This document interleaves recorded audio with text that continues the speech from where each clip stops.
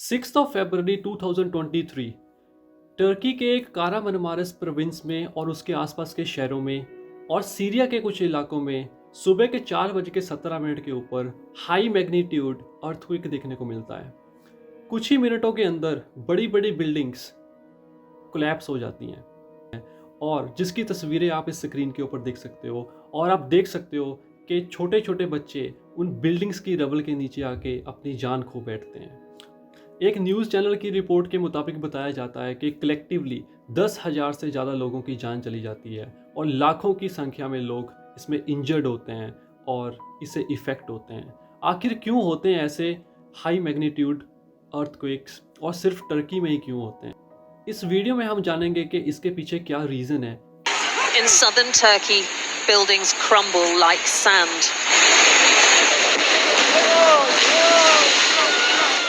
Obliterated by some of the worst earthquakes in a century.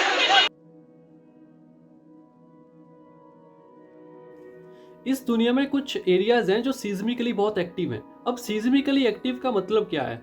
सीज़मिकली active का मतलब ये है कि जब अर्थ क्रस्ट में लार्ज पोर्शन ऑफ मूवमेंट होता है तो जिस एरिया के ऊपर सबसे ज़्यादा इफेक्ट आता है उसको हम सीज़मिकली एक्टिव एरिया बोलते हैं। तो टर्की का कुछ पार्ट उस एरिया में लाया करता है। एक्चुअली सीज़मिक स्केल के ऊपर उन वेव्स को मेजर किया जाता है जब अर्थ क्रस्ट होता है और हमें पता है कि दुनिया में कुछ भी होता है वो कॉज एंड इफेक्ट के फिनोमिने से होता है। ये जो हाई मैग्नीट्यूड वेव्स आ रही हैं और अर्थक्वेक्स आ रहे हैं ये इसका इफेक्ट है। इसके कॉज को जानना बहुत ज़रूरी है और कॉज को समझने के लिए हमें प्लेट सिस्टम को समझना बहुत ज़रूरी है। टर्की जो कंट्री है वो एनाटोलियन प्लेट के ऊपर लाई करती है और जो सीरिया कंट्री है वो अरेबियन प्लेट के ऊपर लाई करती है। और अगर ऊपर की तरफ नॉर्थ की तरफ चलें तो यूरोपियन जितनी भी सारी कंट्रीज़ हैं वो यूरेशियन प्लेट के ऊपर लाई करती है। इसको अच्छे तरीके से समझने के लिए हम इसको स्कीमेटिक डायग्राम के ऊपर समझ सकते हैं इस क्लिप के थ्रू। तो यहाँ पे हम समझते हैं कि प्लेट्स क्या हैं। टर्की जो कंट्री है ये एंटोलियन प्लेट के ऊपर लाई करती है और सीरिया के पीछे जितनी भी कंट्रीज़ हैं वो अरेबियन प्लेट के ऊपर लाई करती हैं। अगर ऊपर नॉर्थ की तरफ चलें तो ऊपर यूरोप है, जितनी भी यूरोपियन कंट्रीज़ हैं वो सारी यूरेशियन प्लेट के ऊपर लाई करती हैं। तो सबसे बड़ा रीज़न जो इतने बड़े हाई मैग्नीट्यूड अर्थक्वेक्स जो टर्की में आ रहे हैं उसका रीज़न ये है कि ये जो अरेबियन प्लेट है ये डिस्प्लेस हो रही है अपनी प्लेस से टूवर्ड्स एंटोलियन प्लेट, मीन्स के टूवर्ड्स टर्की। जो इसकी फोर्सेस हैं वो टर्की की तरफ लग रही हैं। तो इसलिए ये जो ब्लू डॉट्स आप देख रहे हो इस एरिया के ऊपर सबसे ज़्यादा इसका इफेक्ट हो रहा है। मीन्स के these region are the most seismically active areas. Seismically active means कि यहाँ पे सबसे ज़्यादा वेव्स आती हैं। तो इसलिए इस प्लेस के ऊपर सबसे ज़्यादा हाई मैग्नीट्यूड अर्थक्वेक्स देखने को मिलते हैं। अगर आपको विश्वास नहीं हो रहा है कि ये प्लेट्स कैसे मूव करती हैं और कैसे होती है इसकी डिस्प्लेसमेंट, तो मैं आपको एक छोटी सी क्लिप के थ्रू इसको समझाना चाहता हूँ और जिसमें मैं इंडिया का एग्जांपल लूँगा। Which hold continents on top of them.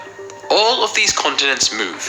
And you might think, but continents are huge. How can they move? Well, deep inside the earth, it's hot. Like real hot. And when that energy builds up, it creates currents of molten earth, which make its outer shell, the continents, move. This tectonic process began probably about 3.5 billion years ago, after the earth started cooling. Now, let's rewind 550 million years ago, when the supercontinent Gondwanaland was formed. At the time, India was part of this supercontinent, as were Africa, Australia, Antarctica, and South America.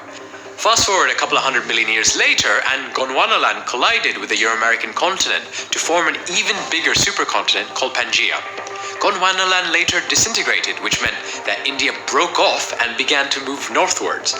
As the Indian plate moved up, it passed over hotspots in the Earth's interior, which meant that India picked up a lot of speed. Imagine continental plates a bit like icebergs. Most of it is invisible. Now imagine a big part of India's iceberg getting separated from the bottom 1,000 kilometers in 70 million years, all the way from the South Pole to its position in the north today. To put this into perspective, plates usually move about 5 centimeters a year. India moved almost 20 centimeters a year, and it's this unbelievable geological speed that explains the बात करते हैं इसके solution के बारे में। अगर हमें पता ही है कि एक ही एरिया के ऊपर बार बार अर्थक्वेक्स आ रहे हैं since from 1939 to till date 2023 8 बार कंटिन्यूस हाई मैग्नीट्यूड अर्थक्वेक्स आए हैं, तो फिर भी लोग उस एरिया के ऊपर क्यों रह रहे हैं? जहाँ तो लोग इस माइंडसेट के साथ रह रहे हैं कि जब तक कुछ नहीं होता है तब तक रहो, जब कुछ होगा तो देखा जाएगा। जहाँ तो ये माइंडसेट है लोगों का, जहाँ फिर वो लोग कंप्लीटली हेल्पलेस हैं, गवर्नमेंट उनकी कोई हेल्प नहीं कर रही है। और सबसे बड़ी बात तो ये है कि उस जगह के ऊपर 15 स्टोरी बिल्डिंग्स में लोग रह रहे हैं। आप खुद ही सोच के देखो, 1 मिनट के अंदर अंदर पूरी बिल्डिंग कोलैप्स हो जाती है, और क्या 1 मिनट के अंदर आप 15 स्टोरी बिल्डिंग से नीचे उतर सकते हो? नहीं उतर सकते। उस टाइम पे सब लोग पैनिक में होते हैं, सबको पहले बाहर निकलना होता है। तो हाउ इज़ दैट पॉसिबल? तो इसका एक सोल्यूशन तो यही हो सकता है कि वहाँ की गवर्नमेंट को उन लोगों को जल्द से जल्द रीलोकेट करना चाहिए। और अगर आप कोई सोल्यूशन देना चाहते हो so please write it down in the comment section, और मिलते हैं अगली वीडियो में। Thank you so much.